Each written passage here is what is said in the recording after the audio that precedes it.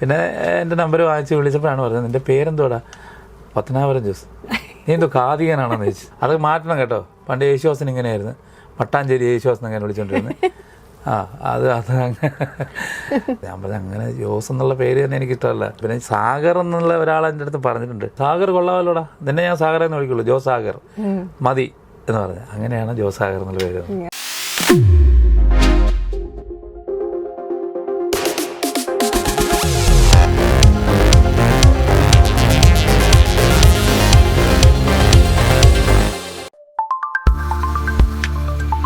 അന്ന് പലരും എന്നെ വിളിച്ചാൽ അല്ലു അർജുൻ്റെ നമ്പർ കിട്ടുമെന്നൊക്കെ പലരും പറയും, എനിക്ക് പോലും അറിയില്ല.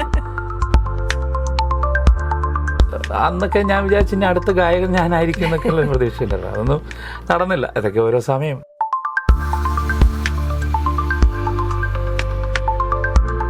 കരളെ നീ കരയരുതേ ഇവിടെ അടി ആരെന്ന് ഇവിടെ ആരും നോക്കുക നമുക്കറിയത്തില്ല. നിന്റെ തൊട്ട് മുമ്പിരിക്കുന്ന ആളാണ് അവൻ, അതുപോലെ പോസ് തലടിച്ചു.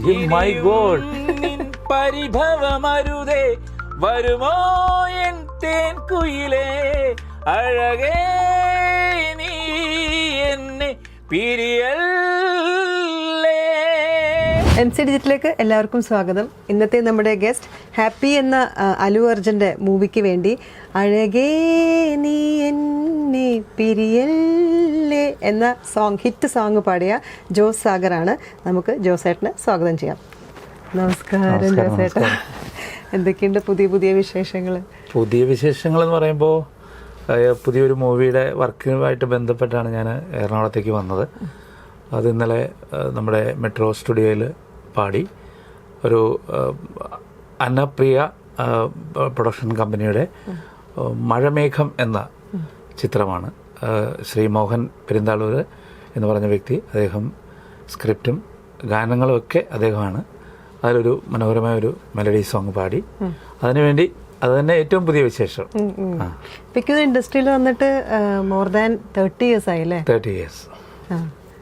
എങ്ങനെ കാണുന്നു ആ ഒരു യാത്രയെ കുറിച്ച്?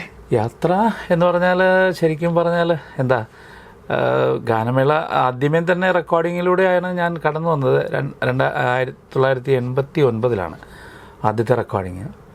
അതൊരു ഡിവോഷണൽ സോങ് ആയിരുന്നു.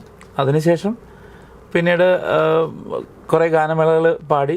പിന്നെ ഇങ്ങോട്ട് ഗാനമേള വേദികളായിരുന്നു. നമുക്ക് ശരിക്കും പറഞ്ഞാൽ നല്ലൊരു മെയിൻ സ്ട്രീമിലേക്ക് പാടാൻ അവസരങ്ങൾ കിട്ടിയെന്ന് ചോദിച്ചാൽ കിട്ടിയിട്ടുമില്ല. അതിൻ്റെ ഒരു വിഷമമുണ്ട്. അല്ലെങ്കിൽ ഒരുപാട് പ്രതീക്ഷകളുണ്ടായിരുന്നു. കാര്യം ലൈറ്റ് മ്യൂസിക്കിന് എനിക്ക് 90s നാഷണൽ അവാർഡായിരുന്നു ലൈറ്റ് മ്യൂസിക്കിന്. അപ്പോൾ അന്നൊക്കെ നാഷണൽ അവാർഡ് കിട്ടി. അപ്പോൾ അന്നൊക്കെ ഞാൻ വിചാരിച്ചു ഇനി അടുത്ത ഗായകൻ ഞാനായിരിക്കും എന്നൊക്കെയുള്ള പ്രതീക്ഷയുണ്ടല്ലോ. അതൊന്നും നടന്നില്ല. ഇതൊക്കെ ഓരോ സമയം. അതെ, ചെറുപ്പം മുതലാണല്ലോ പാട്ട് പഠിക്കാൻ തുടങ്ങിയത്? അതെ.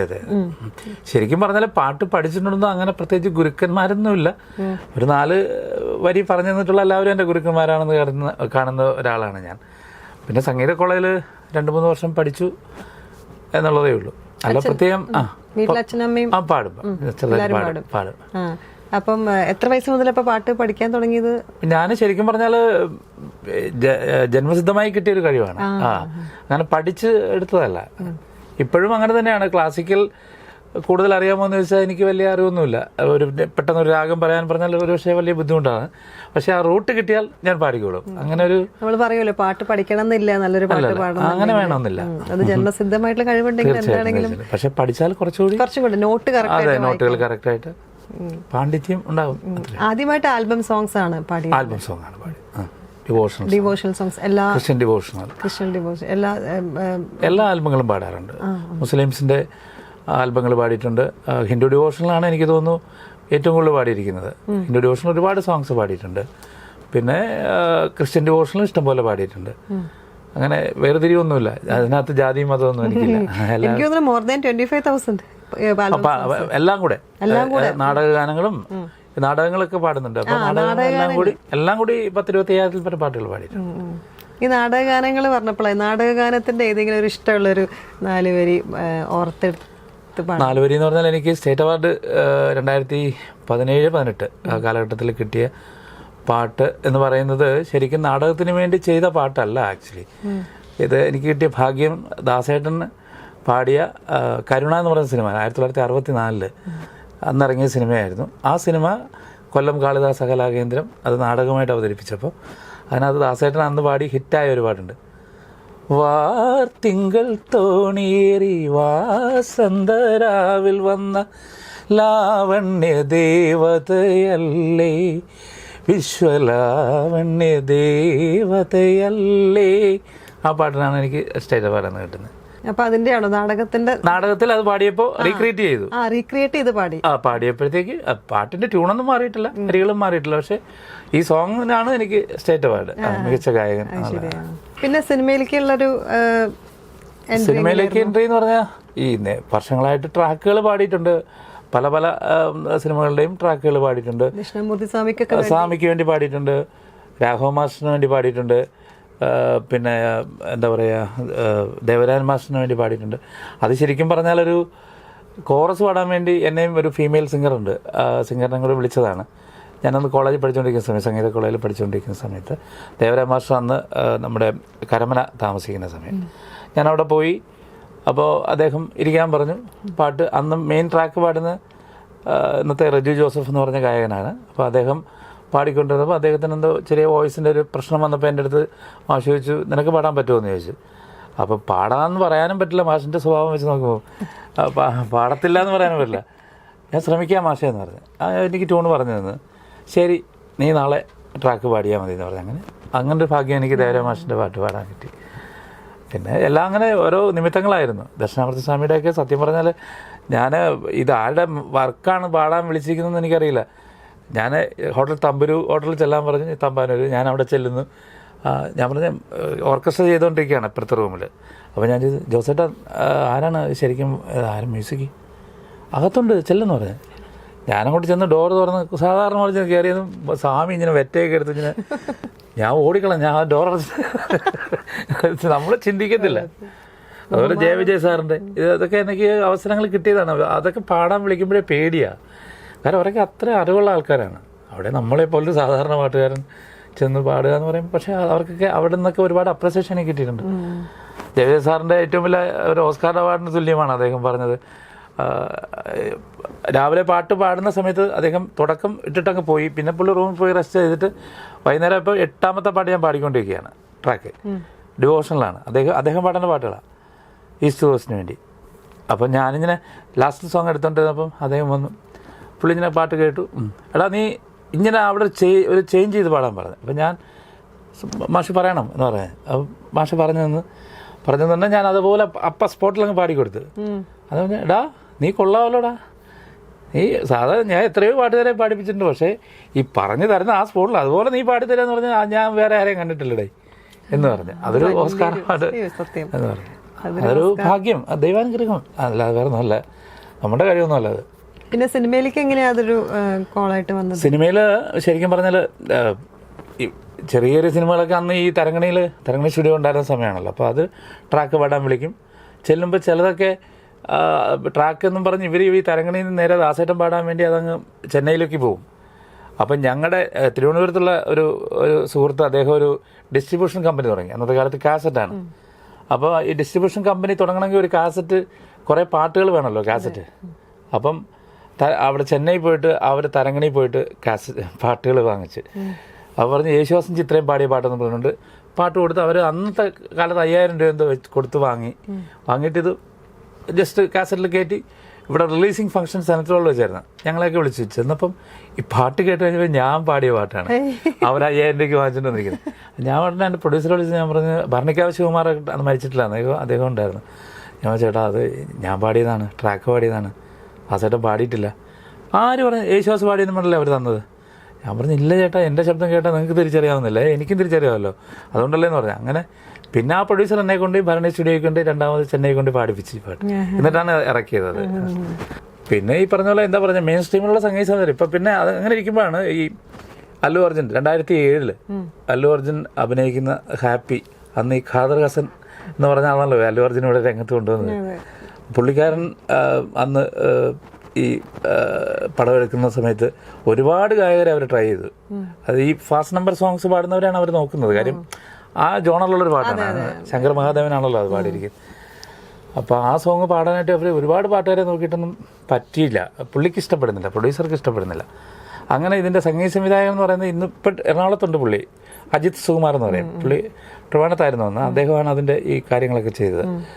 അപ്പോൾ ജോസേ ഇങ്ങനൊരു പാട്ടുണ്ട്, നീ ഒന്ന് പാടി നോക്കും. ശങ്കർമാധവൻ പാടിയ പാട്ടാണ്, പിച്ച് കൂടുതലാണ്, സി മൈനറിൻ്റെ നേരെ മുകളിലത്തെ നോട്ടിൽ നിന്നാണ് പാട്ട് തുടങ്ങുന്നതെന്ന് പറഞ്ഞു. ഞാൻ പറഞ്ഞു ഞാൻ വന്ന് പാടി നോക്കാമെന്ന് പറഞ്ഞു. അപ്പോൾ ദേവസാജി ബേസ് പോർഷനും പാടും, ഹൈ ഞാൻ പാടും. അങ്ങനെ ഒരു ഗുണം ദൈവം എനിക്ക് തന്നിട്ടുണ്ട്. അതുകൊണ്ട് ഞാൻ ഒന്ന് ട്രൈ ചെയ്യാന്ന് പറഞ്ഞ് അങ്ങനെ ചെന്ന് പാടി നോക്കിയപ്പോൾ തന്നെ ശങ്കർമാധവൻ പാട്ട് കേട്ടപ്പോൾ തന്നെ നല്ല ഇതാണ്, അഴകേ അങ്ങനെ പോകുന്നല്ലേ ആ റേഞ്ചിലുള്ള പാട്ട്. അപ്പോൾ അത് പാടിയിട്ട് ഇഞ്ഞ് പോന്നു. രാത്രി ആയപ്പോൾ എന്നെ വിളിച്ച് പറഞ്ഞ് അത് പ്രൊഡ്യൂസർക്ക് ഇഷ്ടപ്പെട്ടു, ഖാദറിന് ഇഷ്ടപ്പെട്ടു, അത് സ്ട്രൈറ്റ് ആണ് കേട്ടോ എന്ന് പറഞ്ഞു. അപ്പോൾ ഞാൻ പറഞ്ഞു സന്തോഷം എന്ന് പറഞ്ഞ് അങ്ങനെയാണ് ആ പാട്ട്. പക്ഷെ അന്നൊന്നും ഇത്രയും ഈ ചാനൽ, ഓൺലൈൻ ചാനലുകളില്ല, അല്ലാത്ത പ്രൈവറ്റ്, അന്നത്തെ കാലത്ത് അത് ഭയങ്കര ഹിറ്റായിരുന്നു, ഓളം സൃഷ്ടിച്ചു. പക്ഷേ ഈ എനിക്ക് പ്രൊമോഷൻ കിട്ടിയില്ല. ഇത് പാടിയത് ഞാൻ ആ കാലത്ത് ആ ഇറങ്ങിയ സമയത്ത്, ഹിറ്റായി നിൽക്കുന്ന സമയത്താണ് ജാസി ഗിഫ്റ്റിൻ്റെ ഗാനമേളയ്ക്ക് ഞാൻ പാടിക്കൊണ്ടിരിക്കുക. പയ്യന്നൂർ സ്റ്റേജിൽ ഭയങ്കര ക്രൗഡാണ്. അപ്പോൾ ഇവർ റിക്വസ്റ്റ് ചെയ്തപ്പം ഈ പാട്ട് ഞാൻ പാടാൻ പറഞ്ഞു. ഞാൻ പാടാൻ ചെന്ന് നിന്നപ്പം ജാസി ഇൻട്രൊഡ്യൂസ് ചെയ്ത് അഴകേ അല്ലു അർജുനൻ്റെ ഫാൻസ് ആരുണ്ടെന്നോ എല്ലാവരും ഭയങ്കര ക്രൗഡ് മൊത്തം. അപ്പം അഴകേ നീ എന്നെ പേരിൽ നല്ല പാട്ട് കേട്ടിട്ടുണ്ടോ? ആ കേട്ടിട്ടുണ്ട്. ആര് പാടിയതാ? അത് മധു ബാലകൃഷ്ണൻ ഒരു വിളിച്ചത്. പിന്നെ വിധുപ്രതാപ്, അഫ്സൽ, എത്ര പേര് വന്നത്.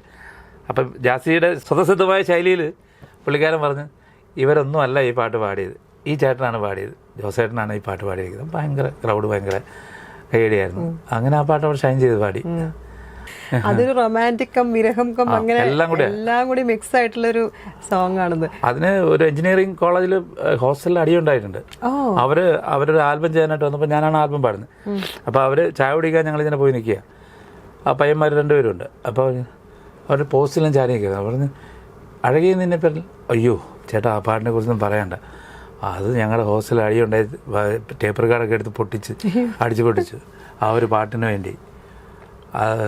അത് പാടിയ ആളെ പാടിയായിരുന്നു ഇവിടെ ആരും നോക്കുന്നത് നമുക്കറിയത്തില്ല, നിന്റെ തൊട്ട് മുമ്പിരിക്കുന്ന ആളെന്ന് പറഞ്ഞു. അവൻ അതുപോലെ പോസ്റ്റ് തലടിച്ചു. മൈ ഗോഡ്, അവർക്ക് വിശ്വസിക്കാൻ പറ്റുന്നില്ല.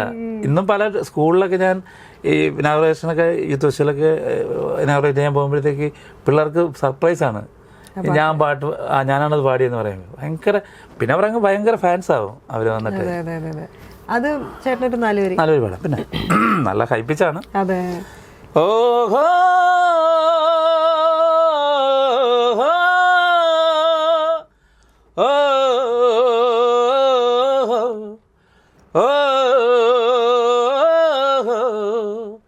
അഴകേ നീ എന്നെ പിരിയല്ലേ,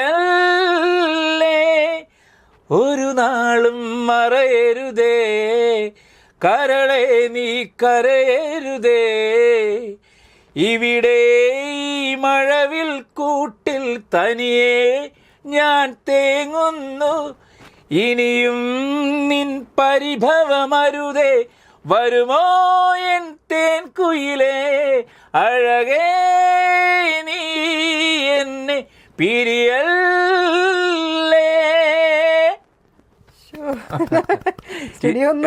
ഇതിലും പിച്ച് കൂടുതലാണ്, ഇതിലും പിച്ച് കൂടുതലാ. ആ റേഞ്ച് പോകും.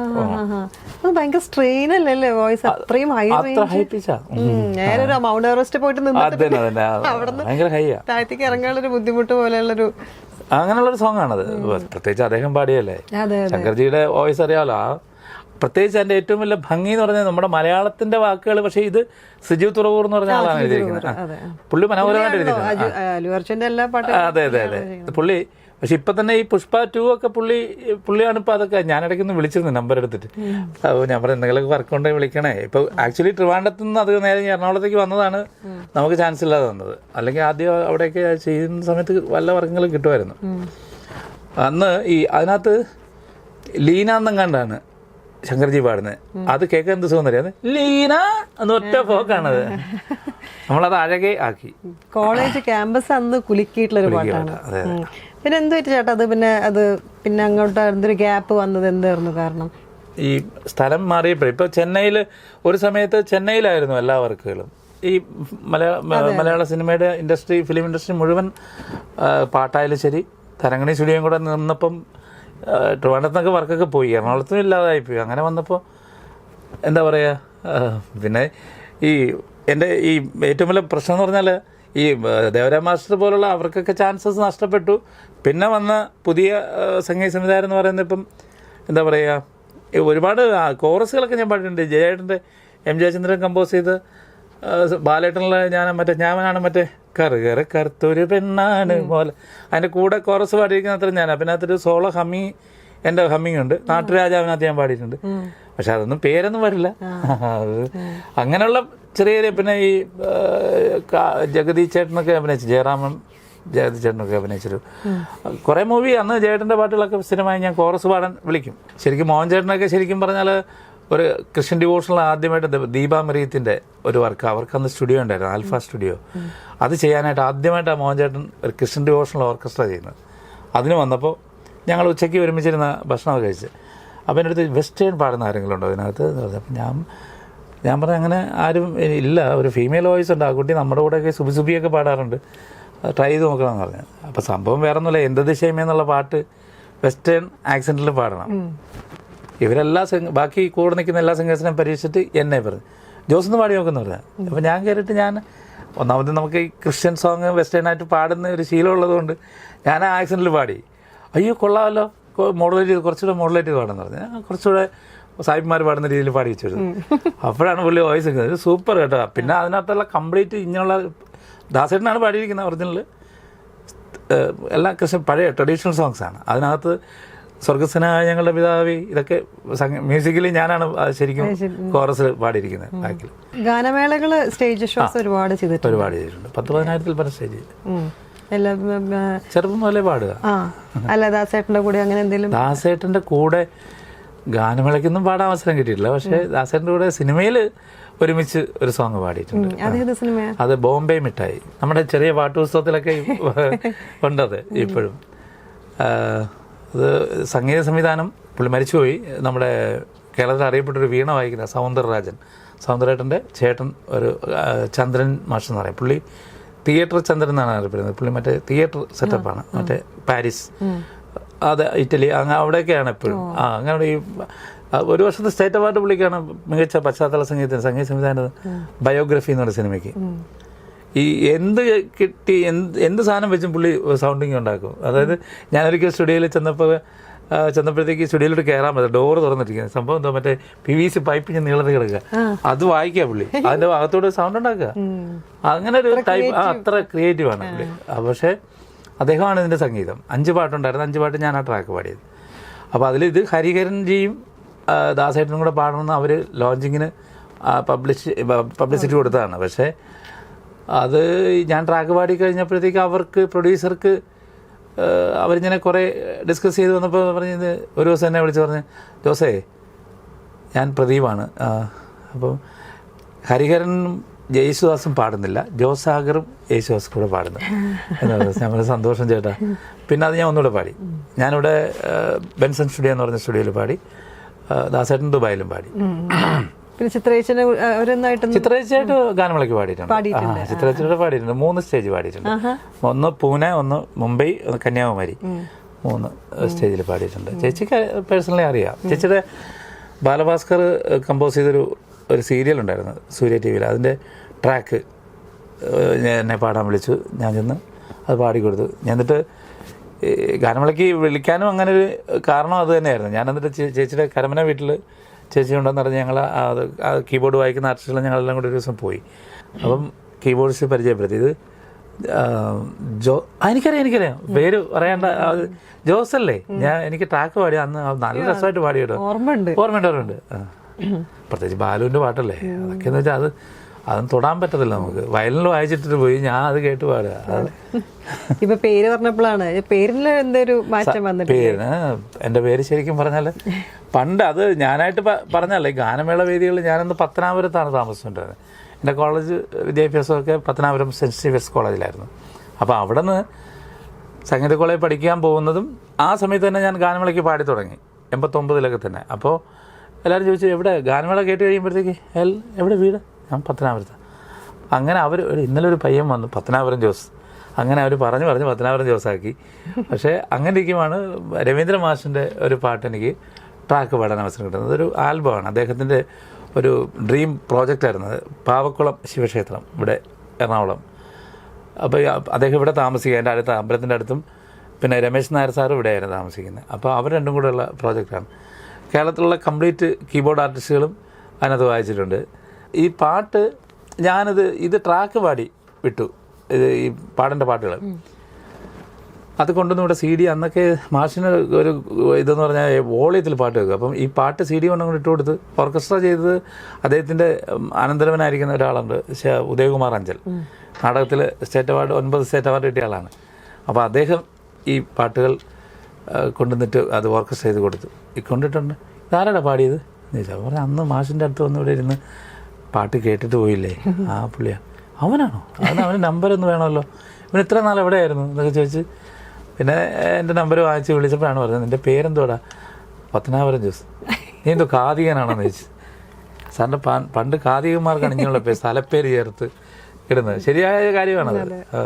അത് മാറ്റണം കേട്ടോ. പണ്ട് യേശുദാസൻ ഇങ്ങനെയായിരുന്നു, മട്ടാഞ്ചേരി യേശുദാസൻ അങ്ങനെ വിളിച്ചുകൊണ്ടിരുന്നത്. അതുകൊണ്ട് അതൊക്കെ മാറ്റണം. നീ എന്തെങ്കിലും പേരോ നിനക്ക് ഇതുണ്ടോ മനസ്സിലുണ്ടോ? ഞാൻ പറഞ്ഞു അങ്ങനെ ജോസ് എന്നുള്ള പേര് തന്നെ എനിക്കിഷ്ടമല്ല. അപ്പോൾ അതിൻ്റെ കൂടെ ചേർക്കാനും ഒന്നുമില്ല. പിന്നെ സാഗർ എന്നുള്ള ഒരാൾ എൻ്റെ അടുത്ത് പറഞ്ഞിട്ടുണ്ട്, സാഗർ സംഗീതം സാഗരമാണ്, സാഗർ കൊള്ളാമല്ലോടാ, നിന്നെ ഞാൻ സാഗർ എന്ന് വിളിക്കുള്ളൂ, ജോ സാഗർ മതി എന്ന് പറഞ്ഞു. അങ്ങനെയാണ് ജോ സാഗർ എന്നുള്ള പേര്. പുള്ളിയാണ്, അദ്ദേഹമാണ് പേരിട്ടത്.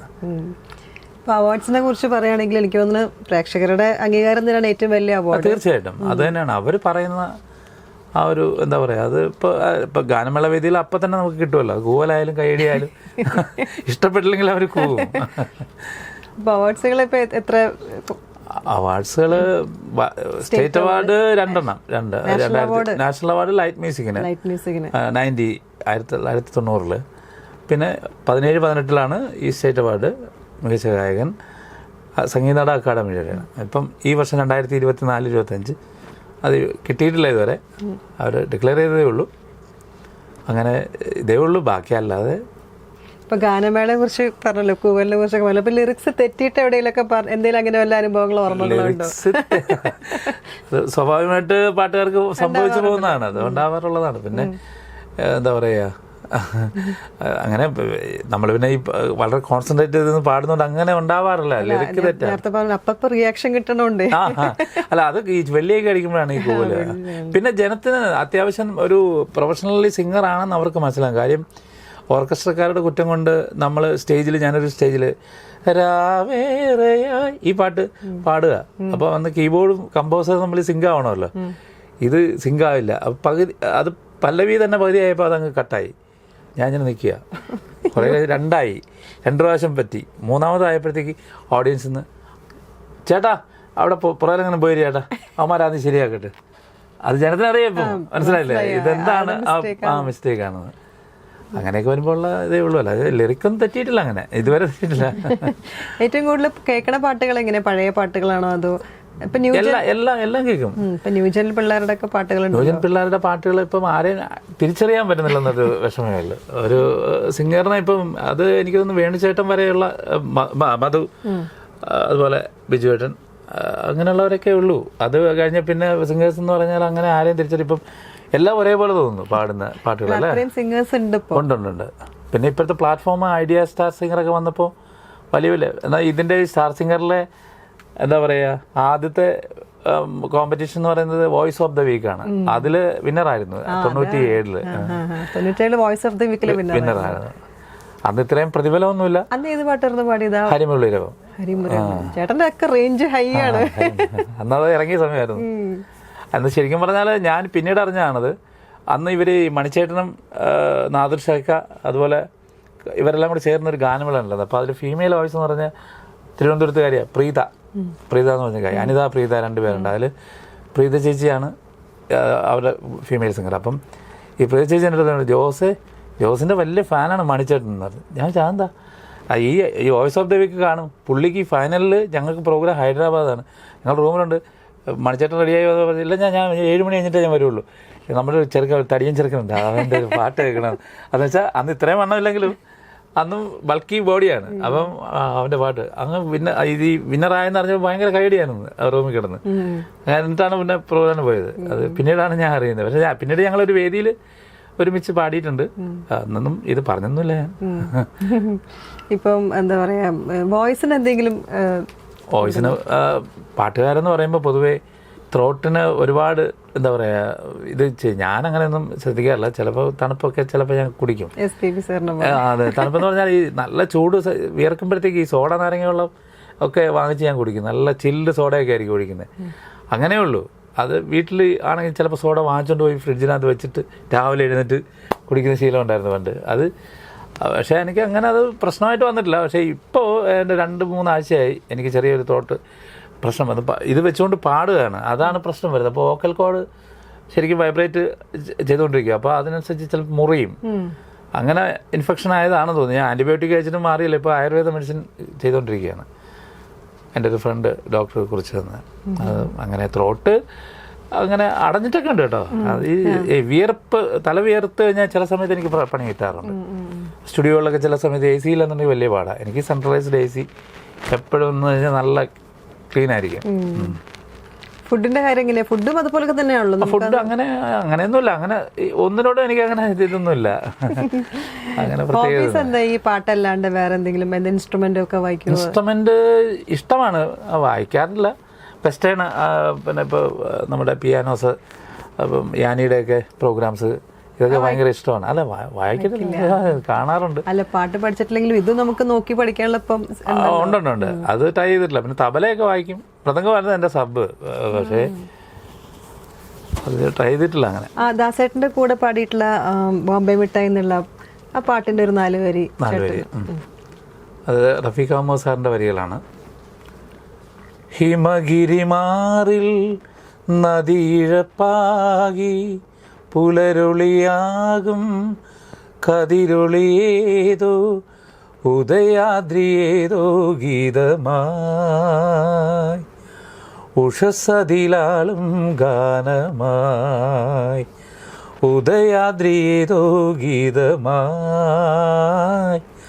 ഉഷസതിലാളും ഗാനമായി മാനസ സാരസ ബോധതലങ്ങളിൽ അവയിലുണരുമൊരു അങ്ങനെ പോകും. അത് ഒരു കവാലി സോങ് മോഡലാണ്. അതെ, അവസാനം സ്വരങ്ങളൊക്കെയാണ്.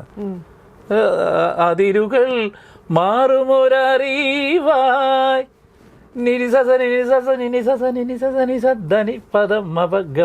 അങ്ങനെ പോകും സാർ. അവിടെ ഞാൻ നിസ നിസ ധനി ധനി പദ പദ മപ മപ ഗമ പദ പമ ഗമ കാരി സനി അങ്ങനെ ബാക്കി അങ്ങനെ ബീജം തുടങ്ങും. ഞങ്ങൾ മത്സരിച്ച് പാടുന്ന പോലെയാണ്. ഒരിക്കലും മത്സരിക്കാൻ അത് പാടാൻ വേണ്ടി ജനിച്ച ഗന്ധർവനാണ്. നമ്മൾ ചുമ്മാ ഉപജീവനത്തിന് വേണ്ടി അങ്ങനെ പാടുന്നു. ഈ ഏറ്റവും കൂടുതൽ കേൾക്കണ പാട്ട് തമിഴൊക്കെ കേൾക്കാം. തമിഴൊക്കെ ഇഷ്ടംപോലെ. SPB രാജസാറിന്റെ പാട്ടുകൾ, അതുപോലെ എന്താ പറയാ SPB സാറിന്റെ പാട്ടുകൾ. അതൊരു ലെജൻഡറി സിംഗർ അല്ലേ. എന്തൊരു എന്താ ഈ ഇടയ്ക്ക് അദ്ദേഹത്തിന്റെ ഇത് പാടാറുണ്ട്. താരാപഥം ചേതോഹരം നവമേഘമേ കുളിർക്കൊണ്ടുവാ ഒരു ചെങ്കുറിഞ്ഞിപ്പൂവിൽ ചെറു ചുടു ചുംബനങ്ങൾ നൽകാം. ഭയങ്കര അമേസിംഗ് ആയിട്ടുള്ള ഒരു വോയിസ് മോഡുലേഷനാണ് പുള്ളിക്ക് എന്ന് പറഞ്ഞാൽ. അതല്ല, ഞാൻ പലപ്പോഴും നമ്മൾ ട്രൈ ചെയ്യാറുണ്ട് ഈ ഗാനമേളയ്ക്ക് ഈ പാട്ട് പാടുമ്പോൾ എല്ലാവർക്കും ഇഷ്ടമാണ്. കാര്യം അദ്ദേഹം ഇംപ്രവൈസേഷൻ്റെ ആളാണ്. കൈ നിട്ട് ഒരിക്കൽ സ്റ്റേജിൽ ചിത്ര ചേച്ചിക്ക് തെറ്റിപ്പോയി ഈ പാട്ട്. അത് ഇങ്ങനൊരു സംഗതി പാടി, നവമേഘമേ കുളിർ കൊണ്ടുവാ എന്ന് പറഞ്ഞിട്ട് അടുത്ത് ഇങ്ങനെ പാടി വന്നപ്പോൾ ചേച്ചിക്ക് അവിടെ പാടാൻ പറ്റാതായി നോക്കി ചിരിച്ചോണ്ടിരിക്കുന്നത്. ഭയങ്കരമായിട്ട് രാജസാറിന്റെ പാട്ടുകളൊക്കെ എത്ര മനോഹരം. പുള്ളി എല്ലാ ടൈപ്പ് പാട്ടും പാടുമല്ലോ, ഡെപ്പാങ്കുത്തും മെലഡിയും എല്ലാം പാടും. അത് SPB സാർ പാടിയൊരു പാട്ട് ഞാൻ സിനിമയ്ക്ക് മലയാളം ഡബ് വന്ന് ഞാനാ പാടിയത്. വത്തിക്കുച്ചി പത്തിക്കാതിട ആ പാട്ട് ഞാൻ പാടിയിട്ടുണ്ട്. അന്ന് ഈ അമൃത TV മലയാള സിനിമ അല്ല തമിഴ് മൂവി ഡബ് ചെയ്ത് വരുമല്ലോ, അതിനുവേണ്ടി പാടിയായിരുന്നു. അങ്ങനെ അദ്ദേഹത്തിൻ്റെ പാട്ട് കമ്പോസിങ് എന്തെങ്കിലും ചെയ്തിട്ടുണ്ട്? കമ്പോസ് ചെയ്തിട്ടുണ്ട്. ഓണപ്പാട്ടൊക്കെ അത്യാവശ്യം അയ്യപ്പൻ ഭക്തിഗാനങ്ങളൊക്കെ ചെയ്തിട്ടുണ്ട്. ഓണത്തിന്റെ ഓണപ്പാട്ടുകളൊക്കെ ഈ വർഷം ഓഫർ വന്നിട്ടുണ്ട്. നമ്മുടേതായിട്ടുള്ള ചെറിയ കൂട്ടുകാരന്മാരെല്ലാം കൂടെ ചേർന്നിട്ട് ഇങ്ങനെ ചെയ്യാൻ പറയുമ്പോൾ ചുമ്മാ മെനക്കെട്ടിരിക്കുമ്പോൾ വെറുതെ ഇങ്ങനെ ചെയ്തെടുക്കും. ഈ ഒരു ഡ്രീം പ്രൊജക്ട് മനസ്സിലുള്ളത് എന്താണ്? ഡ്രീം പ്രോജക്റ്റ് എന്ന് പറഞ്ഞാൽ ഞാൻ ശരിക്കും ഇതൊരു യൂട്യൂബ് ചാനൽ തുടങ്ങിയിട്ടില്ല. അപ്പോൾ അതൊരു എന്താ പറയാ, നല്ല കാര്യമാണത്. കാരണം ചേട്ടൻ ഒന്നുകൂടെ ആക്റ്റീവ് ആവണം, അത് ചെയ്യണം, അത് തുടങ്ങണം എന്ന് പറഞ്ഞിട്ടുണ്ട്. അപ്പോൾ അതങ്ങനെ ഒരു അതിലേക്ക് കുറച്ച് പാട്ടുകൾ പഴയ നമ്മുടെ ഇപ്പോൾ ഈ ഇത് കോപ്പിറൈറ്റിനെ കുറിച്ചുള്ള പ്രശ്നം വരുമെന്ന് എനിക്കറിയില്ല. ഈ ദാസേട്ടൻ്റെതായിട്ടുള്ള പഴയ പാട്ടുകളാണ്, ഈ 80s സോങ്സാണ് എനിക്ക് എൻ്റെ ഗാനമേള കേൾക്കുന്നവർക്ക് അത് കേൾക്കാൻ ആഗ്രഹിക്കുന്ന ഓഡിയൻസ് എന്ന് പറയുന്നത്. ഇപ്പോൾ ഈ ഇടയ്ക്ക് തന്നെ ചുനക്കര എന്ന് പറഞ്ഞ സ്ഥലത്ത് ഗാനമേളയ്ക്ക് ഞാൻ ഗസ്റ്റായിട്ട് പോയായിരുന്നു. അപ്പോൾ അവിടെ ചെന്നപ്പം രാമൻകുട്ടി സാറിൻ്റെ അപ്പോൾ ചെയിൻ സോങ് ആയി. ഇവിടെ ഈ ആലപ്പുഴ ജില്ല എന്ന് പറയുമ്പോഴത്തേക്ക് പൊതുവേ 10 മണിയാകുമ്പോഴത്തേക്ക് ഗാനമേള വൈൻഡപ്പ് ചെയ്യണമെന്നാണ്.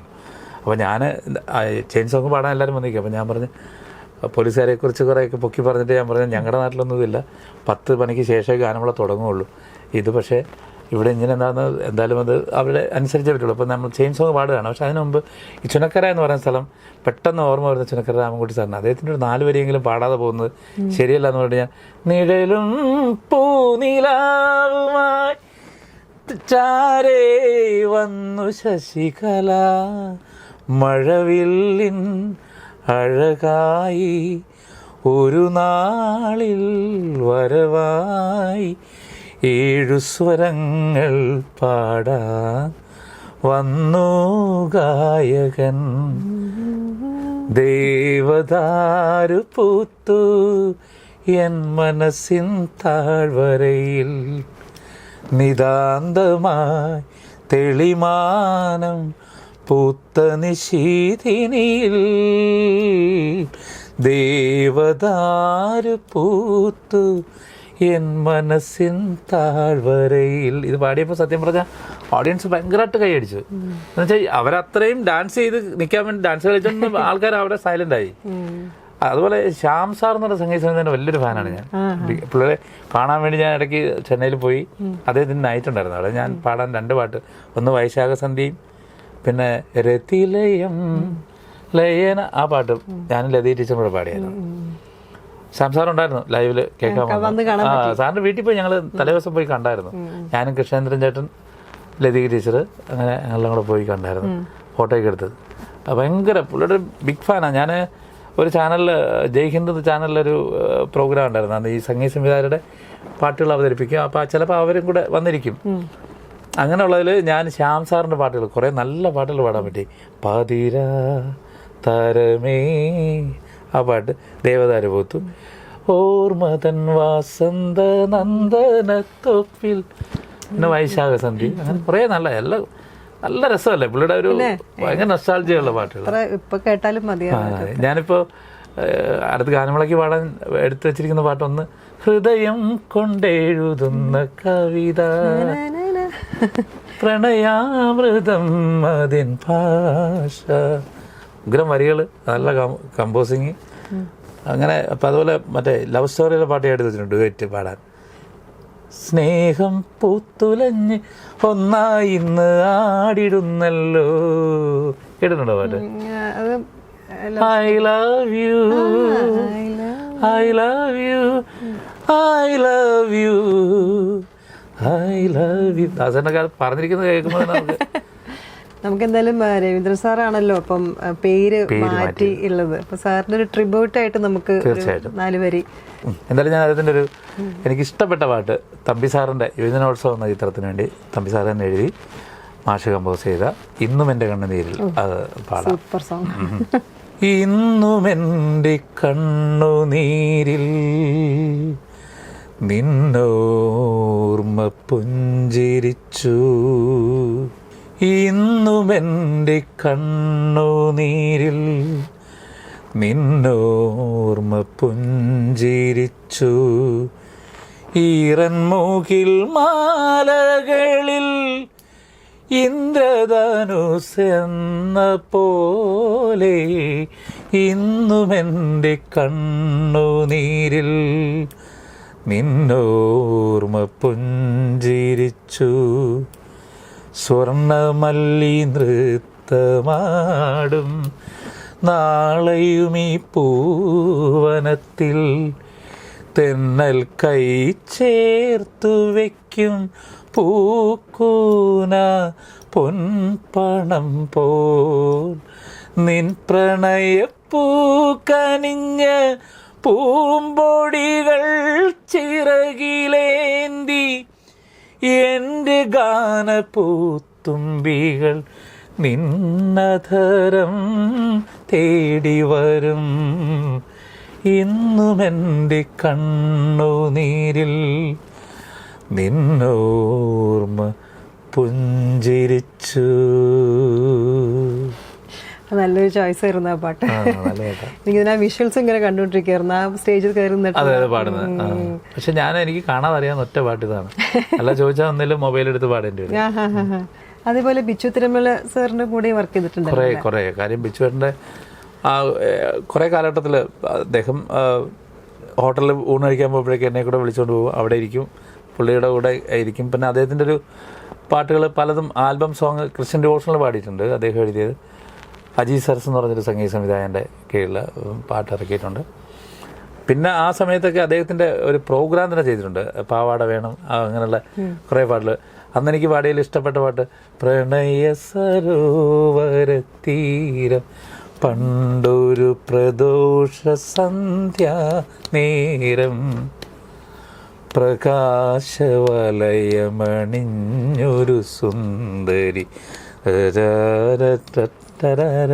ടർന്നു വികാരമണ്ഡലത്തിൽ പടർന്നു. ഉഗ്ര ലിറിക്കാ. അത് കഴിഞ്ഞ് സൂപ്പർ ലിറിക്കിസ്റ്റാണ്. അതെന്ന് വെച്ചാൽ ഒരു രക്ഷയില്ലാതെ ജലശംഖ് പുഷ്പം ചൂടും അതൊക്കെ എന്ന് പറഞ്ഞാൽ ഭയങ്കര രസമാണ്. പുള്ളി ഒരു ഭയങ്കര കോമഡിയാണ്. ഈ ജലശംഖ് പുഷ്പത്തെക്കുറിച്ച് ഞാൻ ചോദിച്ചിട്ടുണ്ട്. അതെന്താ സാർ ഈ ജലശംഖ് അങ്ങനെ ഒരു പുഷ്പം ഉണ്ടോന്ന്. ഇതൊക്കെ ആര് നോക്കുന്നു മീറ്ററിലെ.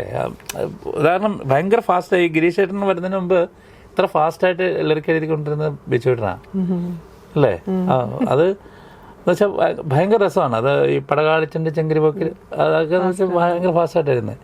ഏത് വാക്കും ഇപ്പം ഓലത്തുമ്പത്തിരുന്നു വേലയുടെ എന്ത് ഹിറ്റല്ലേ പാട്ട്. അദ്ദേഹത്തിൻ്റെ ഒരു പാട്ട് ഞാൻ പാടാം. ഞാൻ ഗാനമേള വേദികളിലെ സ്ഥിരം പാടുന്നൊരു പാട്ടാണ്. വേറെ ഒന്നുമല്ല. കളിപ്പാട്ടമായി കൺമണി നിന്റെ മുന്നിൽ മനോവീണമീട്ടുന്നു ഞാൻ. കളിപ്പാട്ടമായി കൺമണി നിന്റെ മുന്നിൽ മനോവീണമീട്ടുന്നു ഞാൻ. നെഞ്ചിലെ മോഹമാം ജലശയ്യയിൽ നിൻ സ്വരക്കൂട് കൂട്ടുന്നു ഞാൻ ദേവി. കളിപ്പാട്ടമായി കൺമണി നിന്റെ മുന്നിൽ ഈ ജന്മമേകുന്നു ഞാൻ. സൂപ്പർ.